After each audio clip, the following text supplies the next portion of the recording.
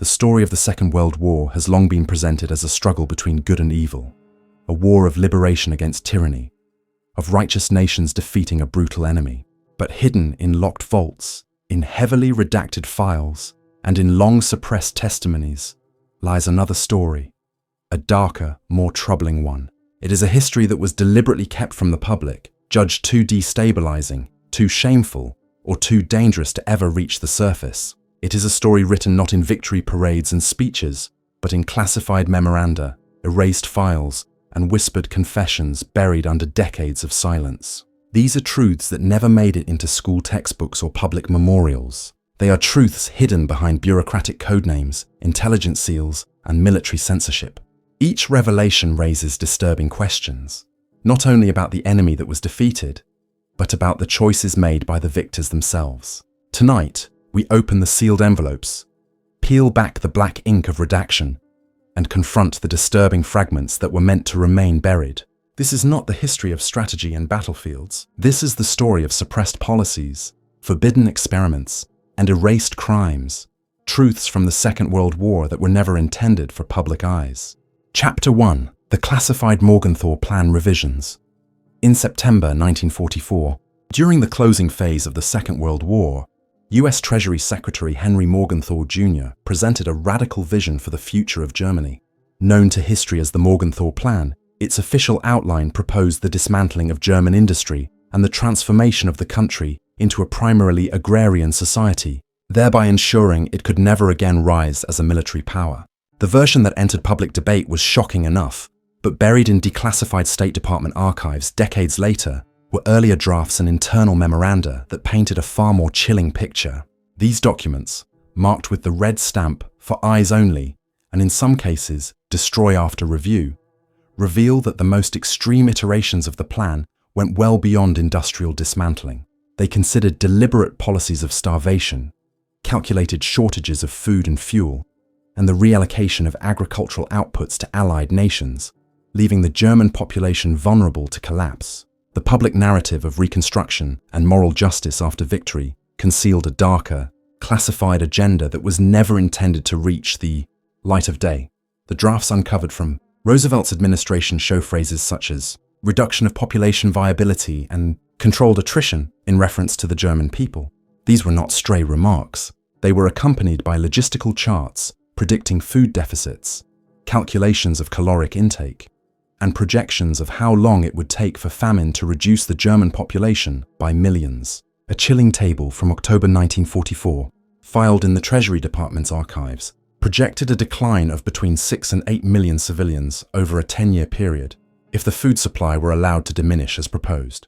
The figures were written in the detached language of economics, but behind the columns and numbers lay a deliberate acceptance of mass civilian suffering as an instrument of policy. Roosevelt himself reportedly balked at the harshest versions, while figures in the War Department, including Henry Stimson, argued that such measures would destroy the moral foundation of the Allied victory. Yet the existence of the drafts demonstrates that these ideas were not hypothetical musings, but active considerations at the highest levels of Allied planning. It was not merely American officials who entertained these concepts. British Foreign Secretary Anthony Eden and Prime Minister Winston Churchill's advisors reviewed Morgenthau's memoranda, weighing the feasibility of a post-war Germany incapable of producing steel, coal, or chemicals. In London, War Office documents reveal that planners debated how to control the Ruhr Valley, the industrial heart of Germany, without fueling starvation on a catastrophic scale. British analysts feared that dismantling Ruhr production would also cripple the coal and steel supplies needed for their own reconstruction. This tension is evident in a heavily redacted file labelled CAB 120-691, held in the British National Archives, which contains handwritten notes in the margin. Morgenthau is advocating extermination by neglect. These words, scrawled by an unnamed official, suggest that within the British government itself, the more brutal dimensions of the plan were recognised but carefully concealed.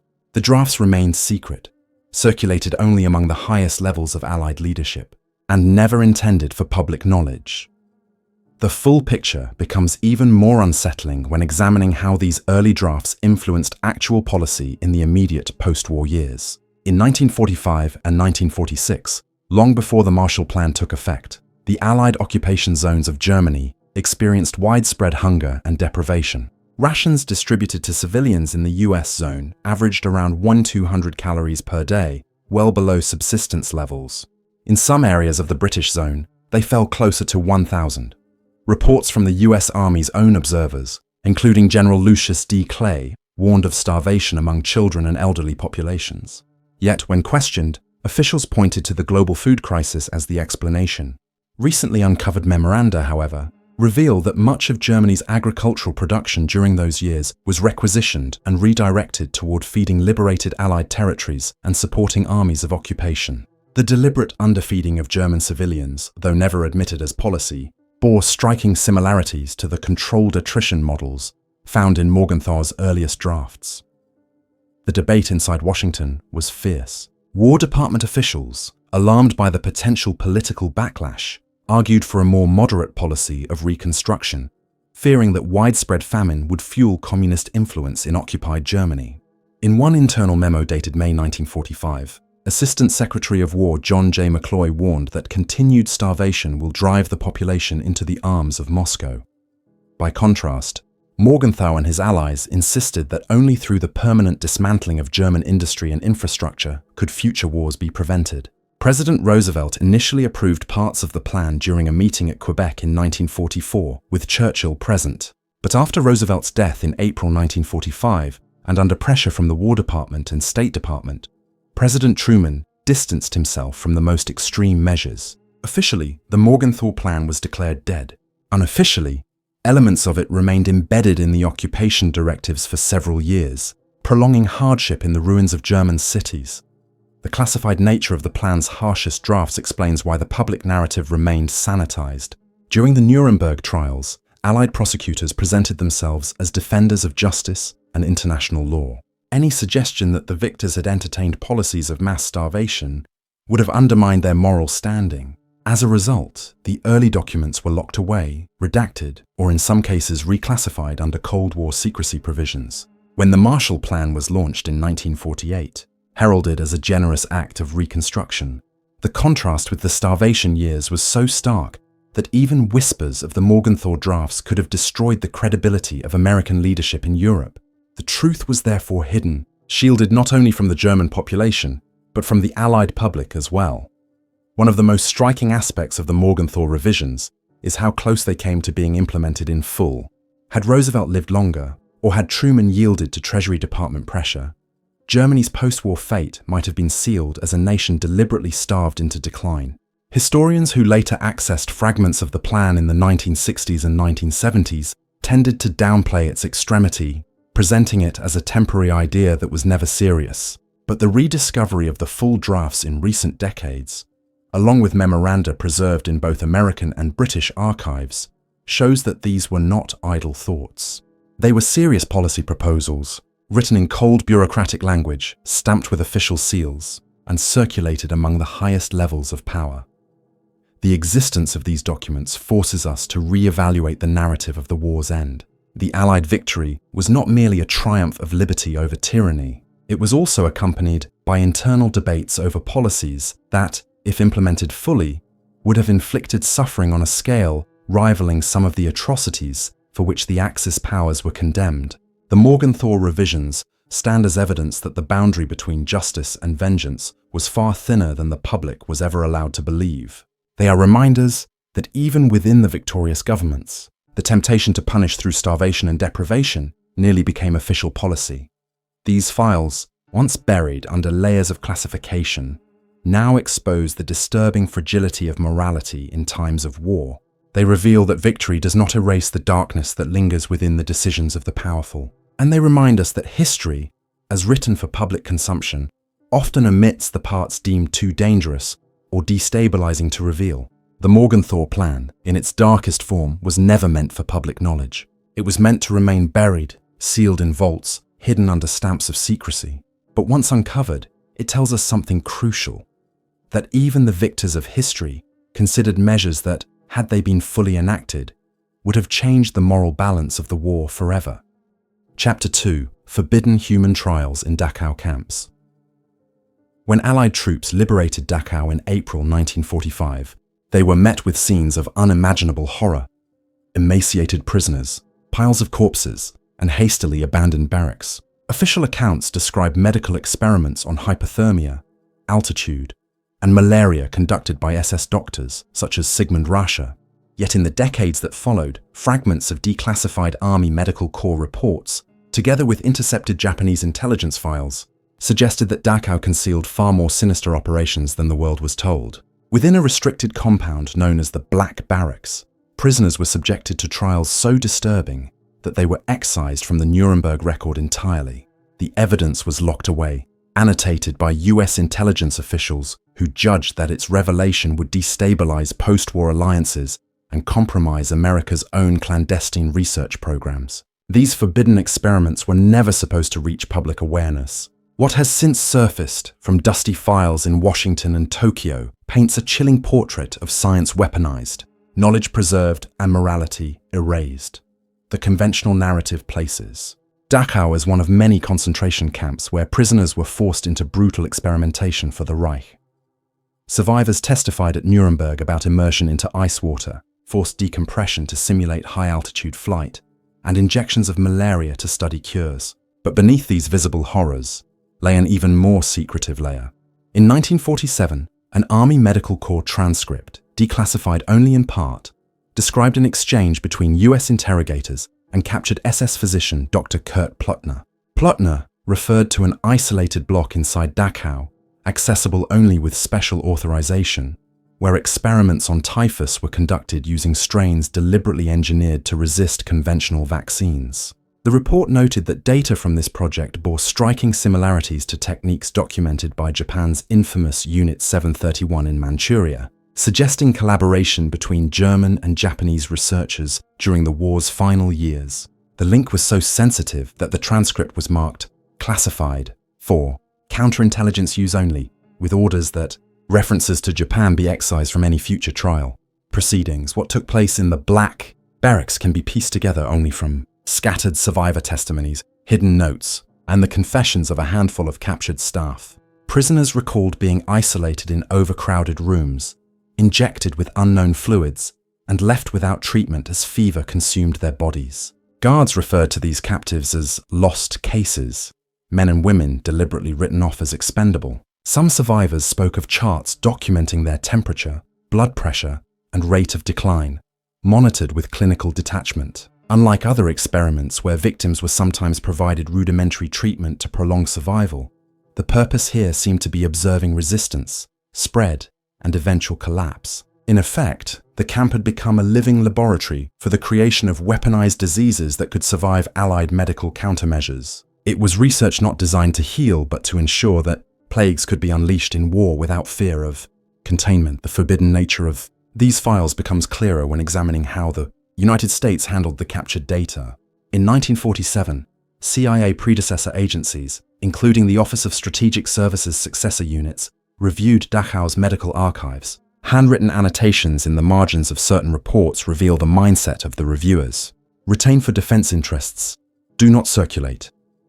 The files were quietly transferred into classified repositories, bypassing public record. At the same time, select German scientists with direct involvement in the experiments were extracted under immunity agreements, echoing the pattern seen in Operation Paperclip. Dr. Plotner himself later worked with Western intelligence, using his expertise in psychoactive drugs and chemical agents for Cold War research. The moral outrage that should have accompanied his crimes was silenced under layers of secrecy, because in the shadow of the Soviet Union, knowledge was valued more than justice. Evidence of collaboration with Japan deepens the sense of forbidden truth. In Tokyo, after Japan's surrender, US General Douglas MacArthur shielded key Unit 731 leaders from prosecution in exchange for their biological warfare data. Japanese medical officers interrogated in Sugamo prison spoke of exchanges with German researchers as late as 1944, with typhus and plague at the center of their discussions.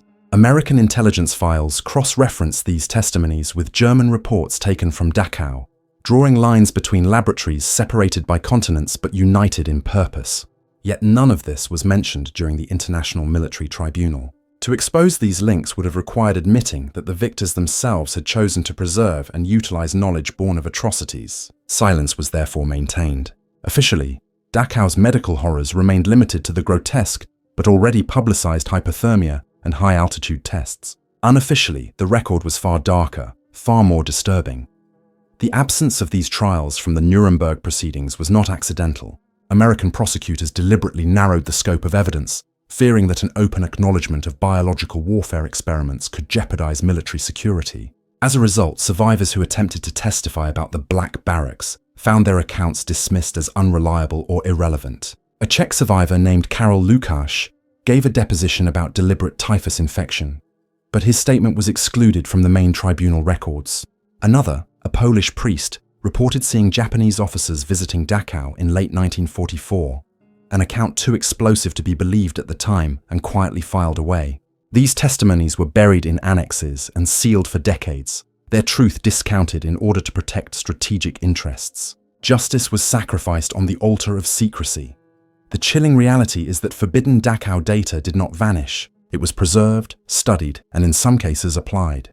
During the Korean War, American and Soviet propaganda clashed over accusations of biological warfare. In the background, fragments of data from both Dachau and Unit 731 informed defensive research programs in Fort Detrick, Maryland, and elsewhere. The secrecy around these origins was absolute. To admit that such knowledge had been drawn from the suffering of concentration camp victims would have risked public outrage on a scale that could destabilize governments. Instead, silence prevailed, and the victims of the Black Barracks faded into unmarked graves, their deaths erased from official memory. What remains today are fragments, heavily redacted reports, scattered survivor testimonies, and declassified CIA annotations that confirm the files were deemed too valuable to destroy. They point to a disturbing truth that the public was never allowed to confront. Dachau was not only a site of cruelty, but a node in a transnational web of forbidden science, linking the Third Reich to Imperial Japan, and both to the secret ambitions of the Cold War victors. The lives lost in those hidden barracks became data points in files stamped top secret, locked away from history, and when justice might have been possible, it was abandoned in favor of knowledge acquisition. The legacy of the forbidden trials is a haunting reminder that the boundaries between morality and expediency collapse easily under the weight of geopolitics. At Dachau, human beings were reduced to test subjects in an experiment that crossed national boundaries and continued after liberation in silence. The secrecy that shielded these truths was not accidental. It was deliberate, calculated, and designed to prevent public knowledge of how far even the victors were willing to compromise. The world was told of Dachau's horrors, but the full story, the forbidden trials, the engineered plagues, and the transnational web of collaboration, was buried, deliberately erased from public history, and only now, in fragments, do we glimpse the darkness that was meant to remain forever hidden. Chapter 3: Hidden Massacres by Allied Forces. The Second World War is remembered as the triumph of democracy over tyranny, of liberators defeating oppressors. Yet deep within British War Office files and US Army archives, stamped "Do Not Circulate," lies a far more unsettling record. Massacres carried out not by the defeated Axis powers, but by the very armies celebrated as liberators. These incidents, largely erased from official history, reveal the brutality of war when vengeance and rage overwhelmed the discipline of Allied soldiers. They were covered up with careful redactions, rebranded as engagements with hostile partisans, or dismissed as local uprisings. What emerges from declassified fragments, field diaries, and survivor testimonies is a disturbing pattern of retaliatory violence inflicted upon civilians in towns across Saxony, Czechoslovakia, and northern Italy. The victors needed a moral high ground to prosecute their enemies at Nuremberg. That meant their own atrocities, no matter how severe, had to be buried under silence. One of the most damning examples can be traced to Ústí nad Labem, a small town in Czechoslovakia near the Elbe River, on July 31, 1945, after Germany's surrender but before Allied control had stabilized. The town was the scene of what official Czech records called an explosion accident. In truth, as later unearthed files reveal, the event was followed by a mass killing of German civilians by Czech partisans and Soviet-backed units, with tacit Allied approval. More than 200 men, women, and children were rounded up and executed, their bodies dumped into the Elbe. British and American liaison officers filed reports describing the massacre, but those documents were immediately classified, fearing political fallout. The incident was publicly explained as a spontaneous riot caused by German saboteurs, but the hidden reports make clear that it was an organized act of reprisal against unarmed civilians. For decades, the official narrative prevailed, while the true victims disappeared into silence. Evidence of similar atrocities exists in the field records of the US 1st Infantry Division during its march through Saxony in April 1945. Diaries kept by junior officers, later confiscated by military censors, describe orders to summarily execute villagers accused of sheltering Waffen-SS deserters. One entry from April 17th mentions 17 shot in reprisal, all male, ages estimated 14 to 70. The language is stark, matter-of-fact, devoid of emotion. Such incidents were routinely sanitized in after-action reports as eliminated hostile partisans, despite the fact that many of the dead were farmers or laborers with no connection to armed resistance. When investigators within the Army Judge Advocate General's office raised concerns, the reports were quietly shelved. With the war nearing its end and morale at stake, exposing these acts would have been politically catastrophic. The documents were stamped classified, hold for 50 years, effectively burying them until long after most of the participants had passed away. Northern Italy, too, witnessed hidden massacres at the hands of Allied units. In May 1945, retreating German soldiers laid down their arms in villages near Modena and Parma. Locals celebrated their liberation, but within days, reports emerged of summary executions carried out by French colonial troops serving under the Free French Army. Survivors recounted women dragged into courtyards, accused of collaboration, and shot without trial. Children were among the dead. Italian partisan leaders, embarrassed by the uncontrolled violence of supposed liberators, urged Allied command to suppress reports. French military archives now reveal telegrams from General Charles de Gaulle's staff, instructing officers to minimize civilian casualties in official records. These instructions were less about preventing future violence, and more about concealing what had already happened. To acknowledge such massacres would have shattered the narrative of the French army as heroic liberators of Europe.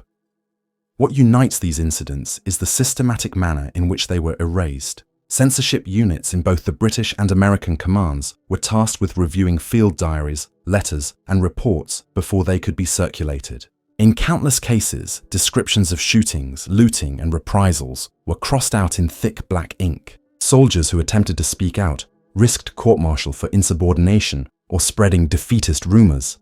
Some survivors attempted to write memoirs after the war, but publishers, often under quiet pressure from government officials, refused to print them. The official story of liberation, enshrined in museums and textbooks, left no room for the inconvenient reality of Allied atrocities. Silence became the policy, and the dead remained unacknowledged.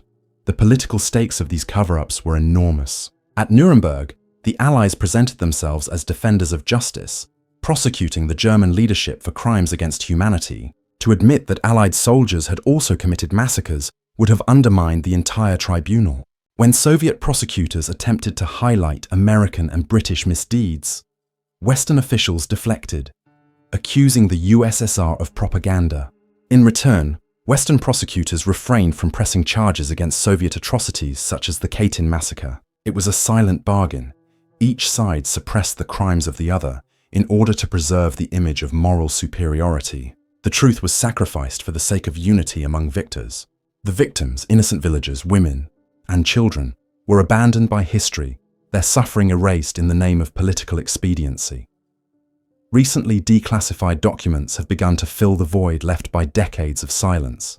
In the US National Archives, box files marked with the prefix RG338 contain censored field reports that confirm summary executions in German villages. The British National Archives hold memoranda stamped "Secret Not for Release," describing reprisal shootings in occupied Czechoslovakia. Italian records detail exhumations of mass graves in Emilia-Romagna long after the war ended, graves that had been hastily covered and left unmarked. Each of these fragments adds to a mosaic of suppressed truth. They reveal that while the Allies condemned their enemies for war crimes, they were not free of guilt themselves. The difference lay not in the absence of atrocities, but in the ability to conceal them through censorship and classification. The moral weight of these revelations is staggering. The victors wrote the history of the Second World War, shaping it into a story of justice and liberation. But hidden within the archives is a counter-narrative, one where anger, vengeance, and unchecked power led to massacres every bit as brutal as those they claimed to oppose. The decision to bury these truths ensured that generations grew up with a distorted image of the war. Yet history has a way of resurfacing, and as more files are declassified, the silence grows harder to maintain. The hidden massacres remind us that even the most celebrated victories are shadowed by acts too shameful to acknowledge at the time. They force us to confront a darker truth, that the line between liberator and oppressor is thinner than we were ever allowed to believe. In the end, these erased massacres reveal not just the brutality of war, but the fragility of historical memory. They show how governments can control narratives, excising uncomfortable truths for decades, only for fragments to resurface when the political risks have diminished. The victims cannot speak for themselves, their voices silenced in the fields and rivers where their bodies were discarded. But the documents they left behind, the censored reports, and the testimonies ignored at the time, speak to us still. They demand recognition, not only for their suffering but for the uncomfortable reality they expose. That victory does not cleanse the sins of war. It only buries them, waiting for the day when the files are finally opened and the silence is broken. Chapter 4. Operation Paperclip's Disturbing Origins. The public story of Operation Paperclip is one of scientific triumph. German rocket engineers like Wernher von Braun, plucked from the ruins of the Third Reich, brought to America, and set on a path that would culminate in the Apollo moon landing. But the declassified origins of the program tell a far darker tale. These files, some stamped top secret, eyes only, and stored in Pentagon vaults for decades, reveal that Paperclip was not conceived in 1945, as history books claim, but as early as 1943. While Allied soldiers were still dying on the battlefields of Europe, American intelligence officers were already laying the groundwork for secret negotiations with Wehrmacht scientists and industrialists. The aim was not merely to capture German technology after victory, but to cultivate relationships in advance, offering immunity and safe passage to men deeply complicit in crimes of forced labor, chemical warfare, and human experimentation. Far from a desperate post-war scramble, Paperclip began as calculated collaboration, forged in shadows while the war was still raging. The earliest evidence comes from OSS records, including memoranda authored by Intelligence Chief William Donovan in late 1943. These documents, partially declassified in the 1980s, describe exploratory contacts with representatives of IG Farben, the chemical conglomerate that manufactured Zyklon B for the gas chambers. One memo, dated December 2, 1943, makes direct reference to technical concessions post-conflict, in exchange for cooperation in undermining Hitler's regime. The language is guarded, filled with euphemisms, but the meaning is unmistakable. The United States was willing to entertain deals with individuals tied to atrocities, provided their knowledge could be weaponized against Germany's enemies. The principle was simple and chilling. Knowledge had value that outweighed accountability. These files undermine the sanitized narrative of Paperclip as a reluctant choice in the Cold War, showing instead that the hunger for German science was present long before the bombs stopped falling. The recruitment of Wernher von Braun and his Peenemünde rocket team is often presented as a story of visionary engineers caught up in a brutal regime. What the classified files reveal is that the US government knew in explicit detail of their use of slave labor at Mittelwerk, where thousands of prisoners from Buchenwald concentration camp were worked to death in underground tunnels. A report by the US Army's Counterintelligence Corps in May 1945, labeled Secret, Destroy if Compromised, describes the horrific conditions of the Mittelbau Dora facility. Bodies piled in tunnels, starvation rations, and mass executions of workers too weak to continue. The same report names von Braun, noting that he personally visited the tunnels to oversee progress. Yet within weeks, von Braun and his team were under US custody, their dossiers sanitized to erase references to slave labor. Justice Department protests were overruled. The imperative of technological advantage was deemed more important than the suffering of thousands of dead prisoners. The origins of Paperclip were not confined to rockets. Files from the Chemical Warfare Service reveal that German scientists specializing in nerve agents like tabun and sarin were targeted for extraction long before the war ended. These compounds, developed at IG Farben facilities, represented a leap forward in chemical warfare capability. Rather than prosecuting those who created them, US and British intelligence agents compiled lists of specialists whose expertise could be useful in future conflicts. Operation Alsos, officially tasked with securing Germany's nuclear program, also compiled names of chemical and biological experts for recruitment. Among them were individuals directly linked to experiments on concentration camp prisoners, men who should have stood trial at Nuremberg. Instead, their records were altered, their crimes erased, and their skills redirected to Western arsenals. It was not a matter of ignorance, it was a matter of choice, carefully concealed under layers of classification. The British played a role as well. Declassified MI6 reports reveal that British intelligence operatives were negotiating with German jet propulsion experts in 1944, months before the Reich collapsed. In one cable, marked Eyes Only, Prime Minister, agents reported on conversations with engineers from Messerschmitt and Junkers, offering protection in exchange for surrendering technical blueprints. Churchill himself approved the initiative, recognizing that post-war air supremacy would depend on jet technology. The cooperation was never disclosed to the public, for to admit such dealings during the war would have raised questions about loyalty and betrayal. After the war, Britain quietly absorbed dozens of German engineers into its own aviation industry under codenames like Operation Surgeon. While publicly denouncing German militarism, the duplicity was complete, hidden beneath patriotic speeches and public condemnations of Nazi crimes. The sanitized story, told to the American public, omitted the bureaucratic battles that shaped Paperclip's disturbing origins. Within the US government, the Justice Department and State Department raised objections, citing war crimes evidence in the scientists' files. One Justice Department memo in 1947 bluntly stated, "These men are war criminals who should be tried at Nuremberg, not employed by the United States."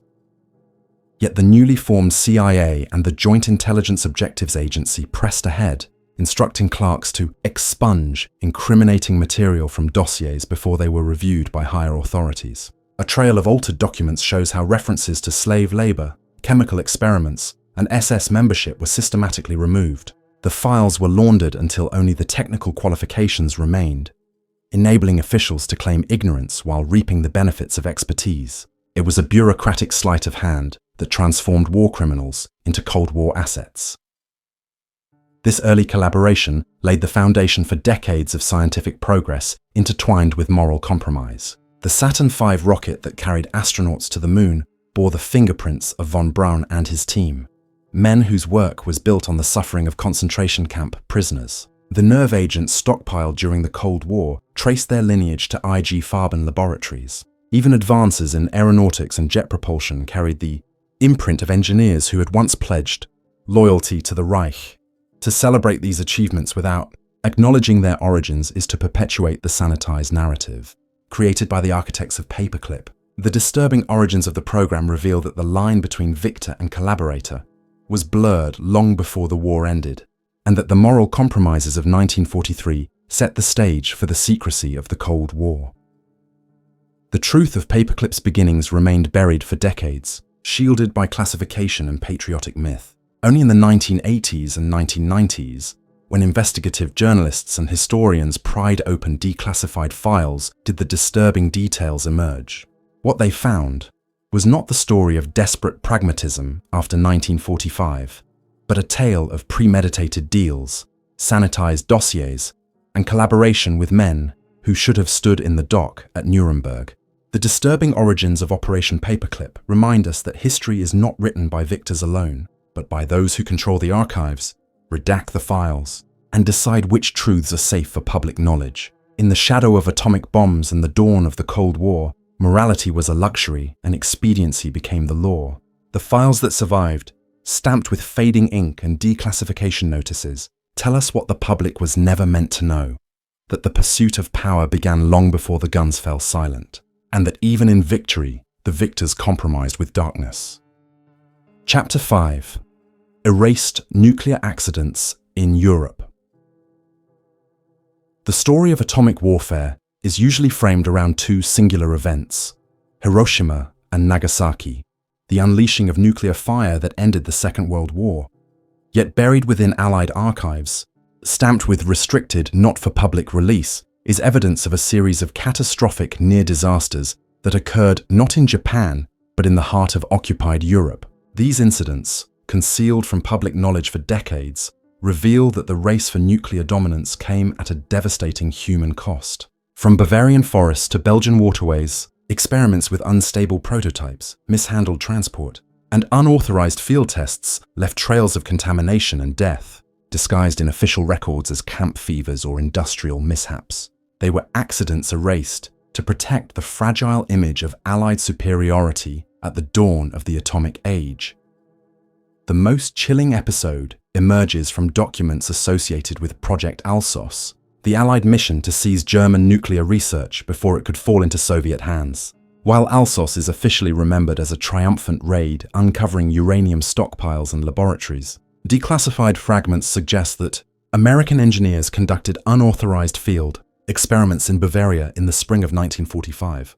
Under the codename Alsos Delta, a small team of Manhattan Project scientists, escorted by US Army Corps engineers, tested early implosion designs in remote forested areas near Haigerloch and Augsburg.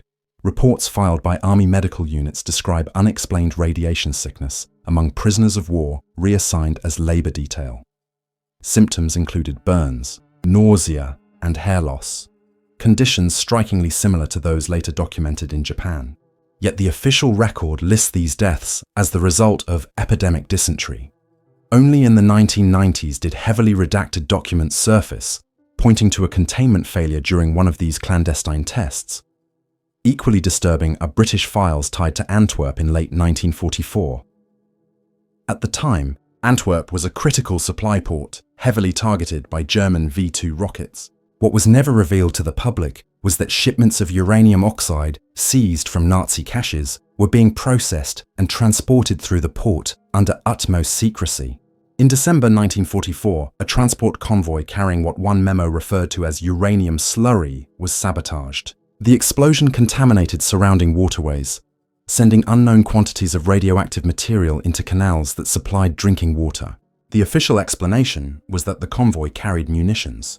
Civilian deaths were attributed to secondary blast injuries, yet internal memoranda in the British War Office note abnormal illnesses among dock workers weeks later. These details were quietly filed away, suppressed even during post-war parliamentary inquiries. For decades, Antwerp residents spoke of mysterious cancers, but no official link was ever acknowledged. The concealment extended beyond accidental contamination.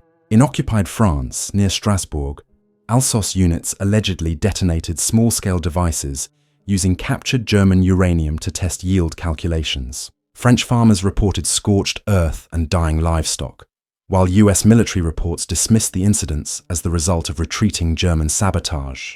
Yet one document discovered in the US National Archives under RG-77 Manhattan Engineer District includes a cryptic reference to field calibration complete, Alsos Delta Phase 1 successful. The phrasing mirrors terminology used in New Mexico's Trinity test 8 months later. If true, it means the first uncontrolled releases of nuclear material did not happen in the deserts of the American Southwest, but in the villages and fields of occupied Europe, long before the world was officially told that atomic testing had begun.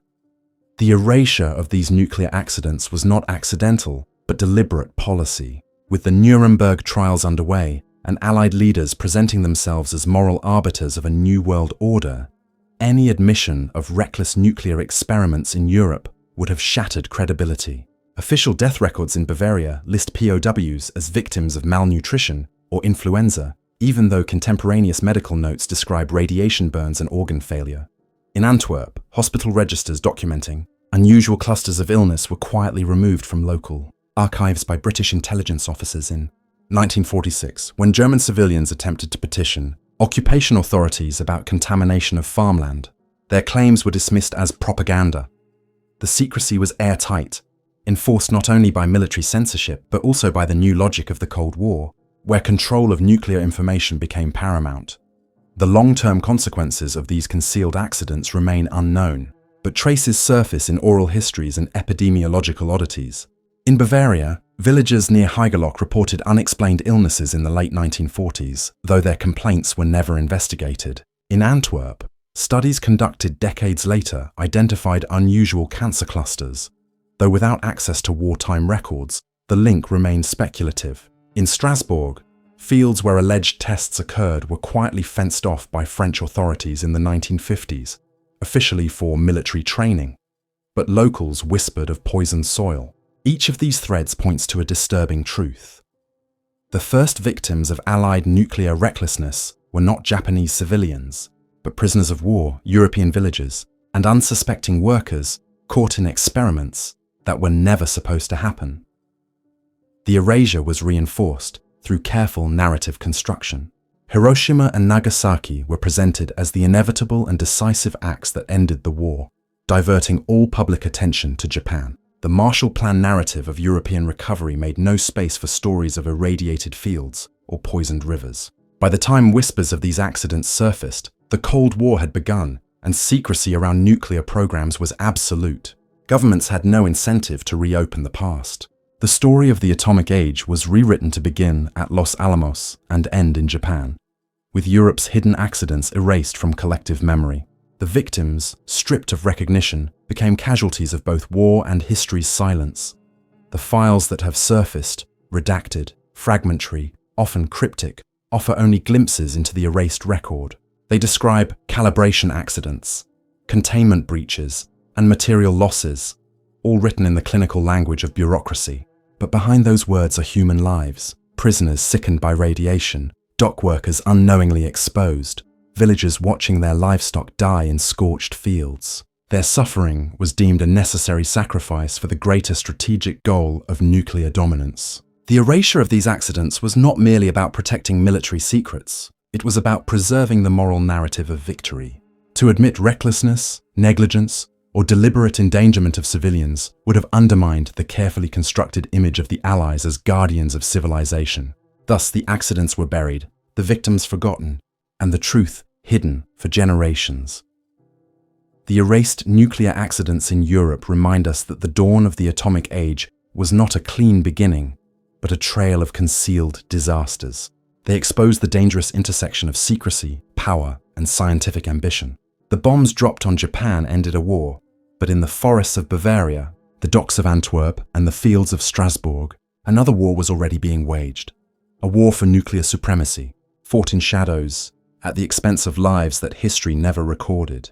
These were the accidents erased from memory, victims hidden behind redaction, truths too destabilizing for the public to know. Only now, as fragments emerge from dusty archives, do we see the other side of the atomic age. One built not just on triumph, but on silence, suppression, and sacrifice.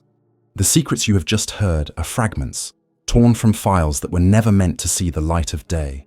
They speak of classified revisions to Allied post-war planning, forbidden medical experiments concealed beneath the rubble of Dachau, massacres committed not by the defeated but by the victors, rocket scientists shielded from justice under Operation Paperclip, and nuclear accidents erased from Europe's memory. Each fragment is a reminder that the official record of the Second World War is not a complete chronicle, but a curated narrative, one shaped by what governments chose to reveal and what they buried. The stories that reached the public were carefully constructed to preserve faith in justice, to uphold the image of liberation, and to justify the new order of the Cold War.